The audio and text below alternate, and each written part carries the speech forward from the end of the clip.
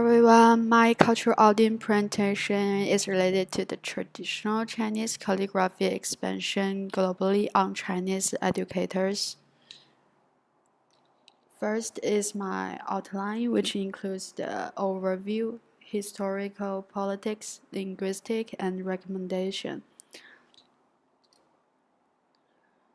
First, in the overview part, it has three parts. First is my cultural field. As I have mentioned in my last presentation, my cultural field is the traditional Chinese cultural expansion globally process, and the group of people are the educators who want to spread Chinese calligraphy to another countries like the United States, Europe, or Asian in the globalization world as a teacher and ambassadors. Second, I'm gonna introduce the root cultural beliefs and values in my cultural field. First, I'm gonna say that the harmony is an important cultural values in China, but I want to say it's the beliefs of harmony but not uniformity. According to the concept of harmony, the universe unites diversity. Difference doesn't necessarily equal contradiction. And differences sometimes evolve into contradictions, but sometimes they constitute a necessary condition for harmony. Actually, there are many examples in which differences complement each other in nature and society. Because uniting diversity is the basis for the generation of new things. Like an old saying in Chinese from Confucius that the gentleman aims at harmony and not at uniformity in Chinese, which means 君子和而不同. Thus, a gentleman may hold different views, but he doesn't blind follow others. Instead, he seeks to coexist harmony with them. The second one is another Chinese old saying which said the way characters are written is a portrait of the person who writes them. This is because Chinese calligraphy is kind of an expressive art because it expresses the abstract beauty of lines and rhythms. Calligraphy is kind of a reflection of a person's emotion, moral, character, education level, and accomplishments in self-cultivation, or something like that.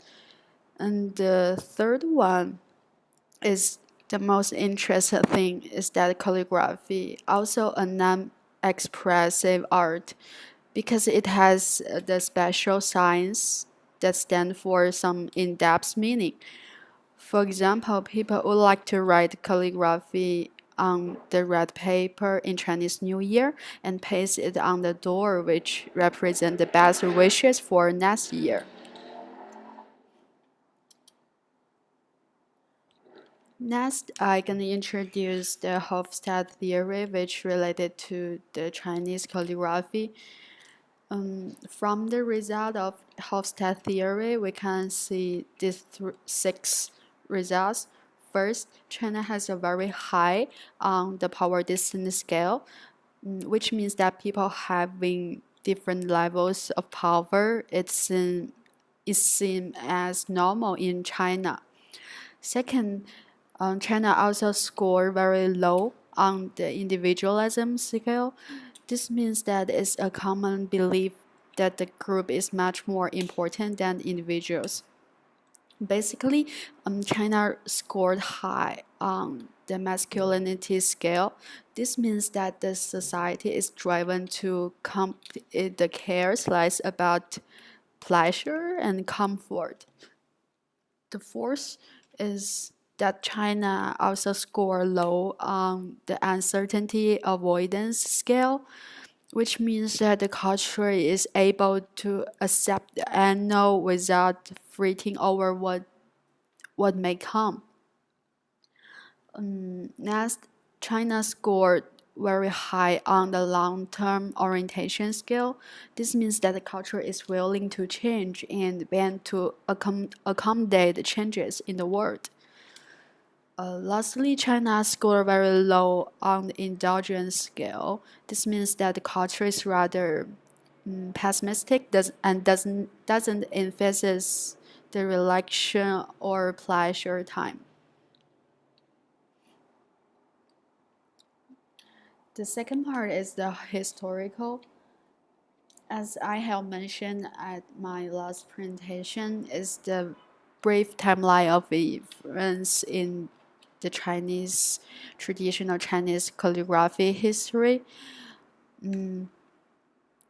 One specific event is the journey in Tang Dynasty. The monk Jianzhen have spread traditional Chinese culture to Japan 4 times. But today, I'm gonna choose some important events and add something new. Basically, it's more than 3,000 years traditional Chinese culture, which means Chinese calligraphy has a very long history to develop the education expansion in other countries. And one thing new in the economics part is the merchants from Anhui province in Qing dynasty. Actually, the diplomatic policy in Qing dynasty is so closed because they closed the country to external contact. But in 1492, the merchants from Anhui province have provided the market of Chinese calligraphy in that period because if they already have the material based and made a lot of money, they began to make treasure in spirit. And also the reform and opening from 1978 is also a good example of relation between the matter and spirit. In that period, a lot of people started to make a systematic study of Chinese calligraphy and then becoming the teacher. In 2000, the National College Entrance Examination is a great moment in calligraphy education. The student could get extra 5 scores on the exam if you are the student exceptionally skilled in Chinese calligraphy. So after the policy of the Belt and Road, calligraphy is a required course in primary school from 2011. And there was a calligraphy training program on the primary school teachers to make sure they could spread traditional Chinese calligraphy smoothly. The third part is the politics. I have chosen 3 important events which related to the politics in traditional Chinese calligraphy. First is the Around the World Chinese Calligraphy Exhibition, which is a policy start from 2014. The calligraphy educators were connected to spread traditional Chinese calligraphy around the world by introducing the history and assessing the classical works of Chinese calligraphy to foreigners. In this picture is the Chinese calligraphy expansion in Canada. The second one is the Belt and Road of Calligraphy, which is another diplomacy policy that educators spread Chinese calligraphy globally. In this picture, we can see is the first OCCA calligraphy exhibition. OCCA is the Overseas Chinese Calligraphy Association. As a part of ambassador, the Chinese in overseas is also an important communicator to spread traditional Chinese culture. Third, this is the calligraphy training program on the primary school teachers. Actually, we can see the educators and teachers from primary school in China is the basic workers on fostering the students' ability to studying Chinese calligraphy. In this picture is the fourth session of calligraphy training program on primary school teachers conferences in 2018. The fourth part is the linguistic. I do believe that the four treasures of Chinese calligraphy is the essential linguistic style: the brush, the Chinese ink, the rice paper, and the inkstone. They are the tool and also could express the beliefs and the values. And in the specific Confucius cultural cluster, it has the unique cultural linguistic. Chinese has a high context verbal, nonverbal, and indignal style on context and space cultural linguistic. At the same time, the long-term collectivism and high power distance also make Chinese has a clearly Confucius cultural linguistic, which is similar to Hofstad's theory.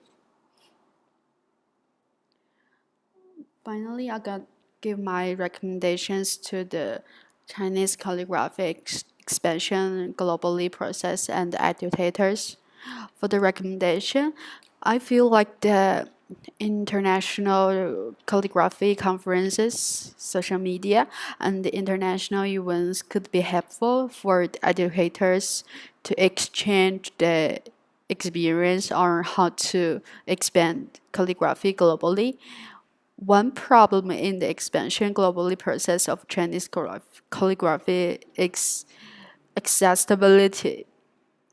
For example, American could be hard to understand the meaning in the Chinese calligraphy works because the language barrier.